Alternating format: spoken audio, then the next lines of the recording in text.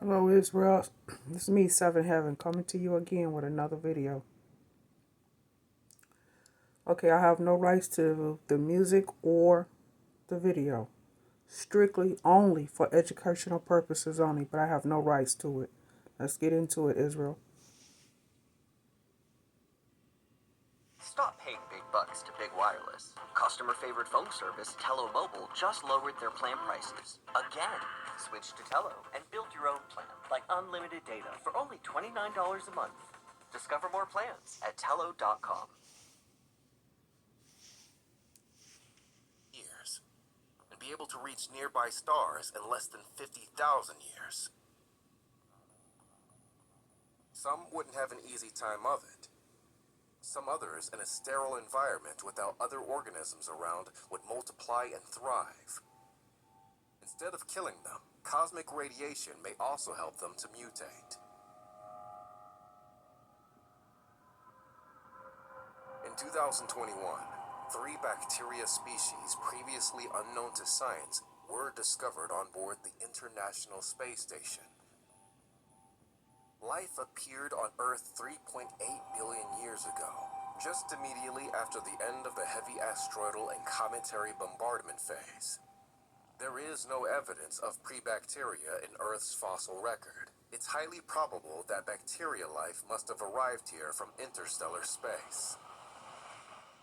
As for the civilization that sent the DNA message, they could be very ancient and maybe even long gone, or evolved to such an advanced state that we cannot even comprehend.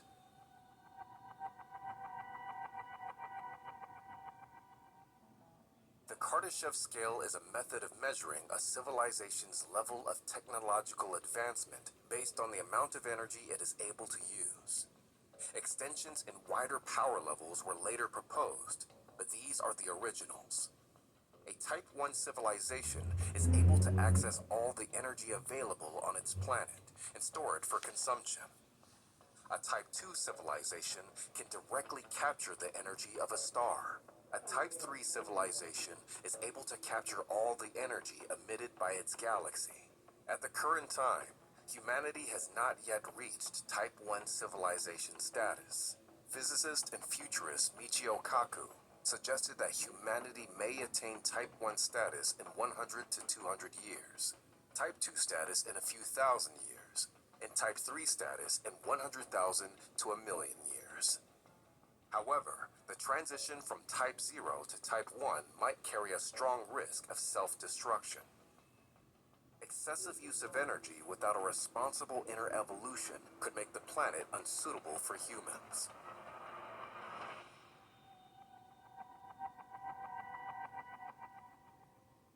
Sir Bernard Lovell was one of the world's leading radio astronomers. He has calculated that even allowing for a margin of error of 5,000%, there must be in our galaxy about 100 million stars which have planets of the right chemistry, dimensions, and temperature to support organic evolution. The Milky Way is but one of all the galaxies in the observable universe. In 2012, the Hubble Extreme Deep Field revealed 5,500 galaxies over an area that took up just 132 millionth of the sky. But in July 2022, James Webb Space Telescope took the deepest image ever taken.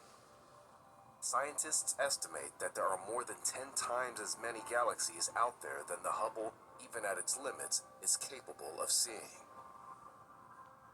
All told, there are some 2 trillion galaxies within the observable universe.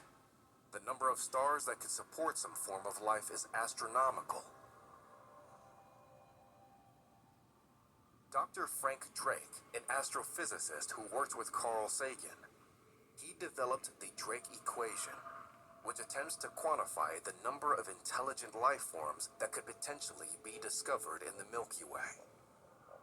Based on his equation, that number could reach at best 15,600,000. But what about the other 2 trillion galaxies? The nearest neighbor to our solar system is Alpha Centauri, only 4.3 light years away, but its planetary system is probably too young for the emergence of life. This does not exclude that other advanced civilizations may have landed there. Invisible to the naked eye, Sirius B was first observed in 1862, but already known long ago by the African Dogon tribe, who preserve a tradition of contact with intelligent extraterrestrial beings from the Sirius star system. Two other heavenly friends, Epsilon Eridani and Tau Ceti, about 11 light years away, are further contenders for harboring life. In terms of technological advancement, even a 50-year gap would be tremendous. A 500-year gap staggers the imagination, and as for a 5,000-year gap or more, they would be a Type 2 civilization being capable of using and channeling the entire radiation output of a star. With a gap of hundreds of thousands or millions of years, they would reach Type 3 civilization, having access to power comparable to the luminosity of the entire Milky Way galaxy. While the idea of a massive contact with a more advanced civilization might seem acceptable or even exciting to many, the consequences could be potentially devastating without proper human evolution. Human species such as it is today would most likely be adversely affected by self-destruction as a result of some discovery which may have unpredictable consequences, genetic danger with uncontrollable and lasting side effects, overproduction of information, which can lead to excessive specialization, restricted capacity of the individual's brain with consequent dangers of degeneration, a crisis precipitated by the singularity of artificial intelligent beings. In a hypothetical communication, aliens are likely to receive unwitting glances from us just as we, when explaining a mathematical formula to an animal, receive only a bewildered glance. An intelligence higher than ours could become friendly or hostile for various reasons. Good or bad, these reasons could lead it to be reticent to show itself. Friendly aliens may wish to preserve the free will and natural evolution of humans. Hostile aliens could hide to exploit humanity without being singled out. Regarding aliens, the mainstream has a tendency of inappropriately exploiting sentences of famous scientists. For example, regarding the so-called Fermi paradox, it's neither Fermi's nor a paradox, because it misrepresents Fermi's views, which were skeptical about interstellar travel, but not about the possible existence of extraterrestrials. Its central idea, they are not here, therefore they do not exist, must be attributed to astrophysicist Michael Hart and mathematical physicist Frank Tipler. As for a system that can allow interstellar travel, things have changed a lot since the time of Fermi, and will change exponentially in the future. Our challenge is, how aliens could have crossed interstellar distances in acceptable times? What kind of technology could they have used while we even struggle to get to Mars?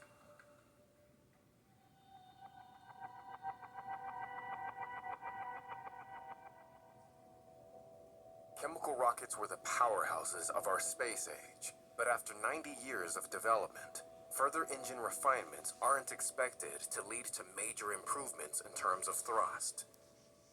Electrothermal engines are efficient, but the thrust they generate is extremely low, meaning their only likely use will... Now we know, Israel, that there's no rockets that's being shot out in space because they can't break through the firmament. So whatever rockets that they're claiming that they're shooting out in space is not taking place. Because how can you shoot a rocket in space when you can't break the firmament to get out in space? Something to think about, Israel. be to orient satellites in orbit. Ion engine is a very slow thruster to pick up speed, but over a long-range mission, it can deliver 10 times as much thrust per kilogram of fuel as a chemical rocket. A spacecraft with a large enough sail could eventually reach incredible speeds without carrying any fuel. But as a solar sail moves away from the sun, sunlight becomes feebler and the available thrust decreases. variation would be firing a massive laser to fill the sail to power it. They are two limited technologies to cover interstellar distances in acceptable times. Plasma propulsion engines are like high-octane versions of the ion drive. Instead of a non-reactive fuel, magnetic currents and electrical potentials accelerate ions in plasma to generate thrust. It's an idea half a century old, but it's not yet made it to space. In thermal fission, a conventional fission reactor could heat a propellant to extremely high temperatures to generate thrust. Fusion-powered rockets effectively try to recreate the power of the sun by superheating fuel to hundreds of millions of degrees until the atomic nuclei fuse and generate even more energy. A fusion rocket would be hundreds of times more efficient than the best chemical rocket, but a continuous fusion engine hinges on achieving a net output from a fusion reactor. Something that several decades of research and a few $1 billion of research funding have so far failed to do. A more achievable way to use fusion power is to control detonation of a miniature fusion bomb to power a craft. A grain of sand of this fusion material would be the same energy content as 4 liters of rocket fuel.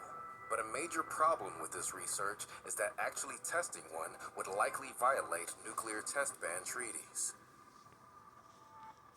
But none of the above is sufficient, because in the best of cases, only 1% converts directly into a thrust. Antimatter is made of antiparticles, which have the same mass as particles of ordinary matter, but opposite charge and spin.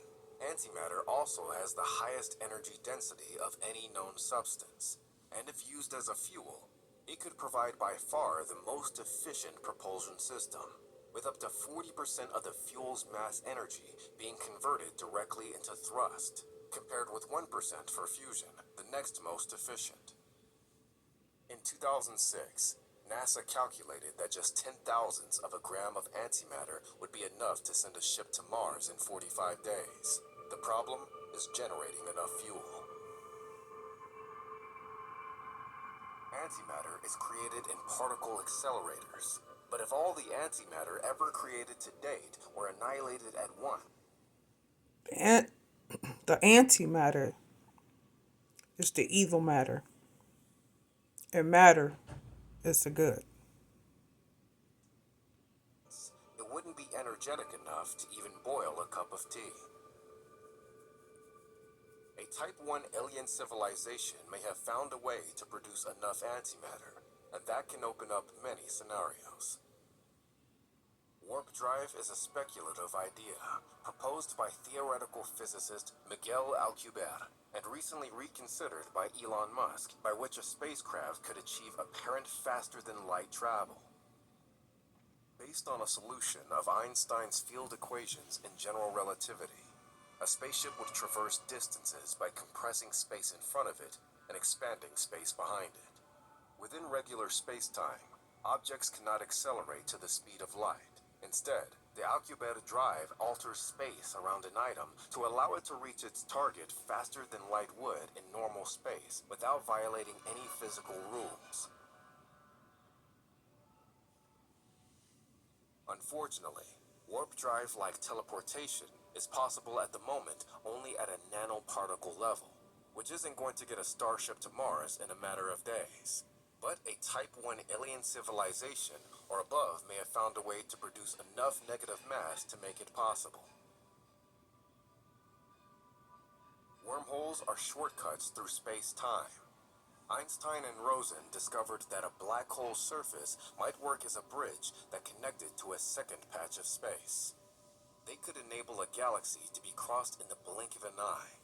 A sufficiently advanced civilization might be able to manipulate space-time itself to create wormholes.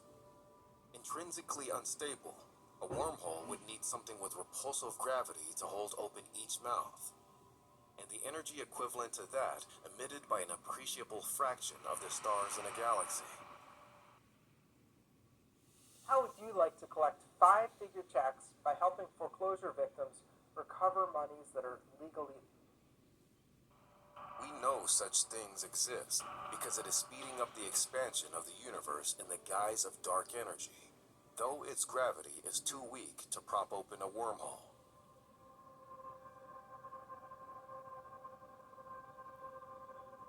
If some Type 3 civilization has created a network of wormholes, they would probably be non-physical entities.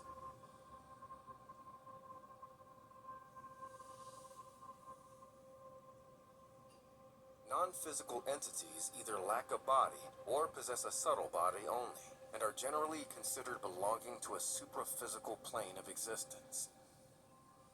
They may be deities of religions, or in esotericism, they may refer to divas, gods, spirits, and so on. In philosophy of mathematics, many people consider numbers, spaces, sets, and so forth to be existent and yet not physical. This absence of physicality together with presence of consciousness allows entities to travel at what we can define as speed of thought. In the everyday world, everything appears to have a definite position, speed, weight, and time of being there. Seemingly independent systems need to change their properties. When you interact with a quantum system, the respective wave functions become entangled, so that the original quantum system ceases to exist as an independent entity. When particles become entangled, they remain connected even when separated by vast distances.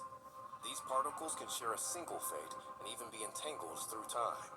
The so-called loophole-free Bell tests have been performed where the locations were sufficiently separated that communications at the speed of light would have taken longer. In one case, 10,000 times longer than the interval between the measurements. The communication occurs instantly.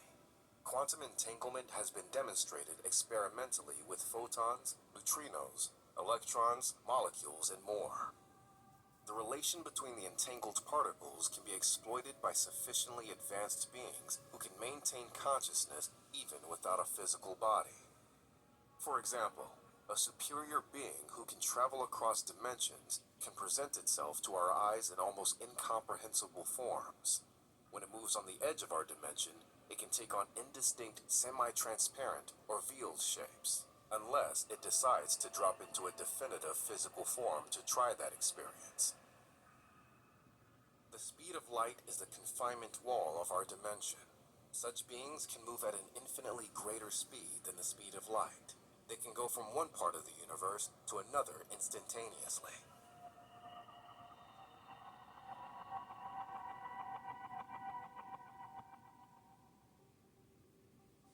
DNA itself could be an expression of a non-physical Type 3 civilization. Many Type 1 and 2 civilizations may have reached our solar system in the past and manipulated the DNA they found, laying down the foundation for who we are now. The DNA we take as standard, made of A, C, G, and T, is just one of the many viable solutions to the biological information transfer. A study by Zuni Yang and colleagues at the Foundation for Applied Molecular Evolution in Gainesville, Florida, showed that the genetic code is much more flexible and diverse than usually conceived in Darwin's theory, where all life on our planet derives from one common ancestor. Human evolution is different from any other. We could be the result of subsequent interventions, improvements, but also limitations implemented in our genome by advanced interstellar civilizations over time. Our evolutionary timeline shows too many sudden DNA leaps. Our lifespan itself may have been engineered. It is possible that at some point in time, beings similar to what we would call astrobiologists have also landed on Earth and carried out experiments. One of these interventions could be the one dating back to about 6,500 years ago, during the biblical creation of Adam and Eve. The genetically superior being could have made experiments giving parts of their DNA to human ancestors, and then over time, taking back part of it because the resulting beings were getting too close to their knowledge. Adam and his successors lived extremely long, up to the 969 years of Methuselah. But this is what we find in Genesis 6:3. the Lord said, My spirit will not contend with humans forever, for they are mortal. Their days will be 120 years. The human brain enjoys being the intelligent genetic manipulator of life forms, but tends to refuse to be itself the manipulated product of a previously evolved intelligence. We ourselves could be an interstellar message of that intelligence. All right, Scientists Israel. advance Much enough to love. overcome their physical status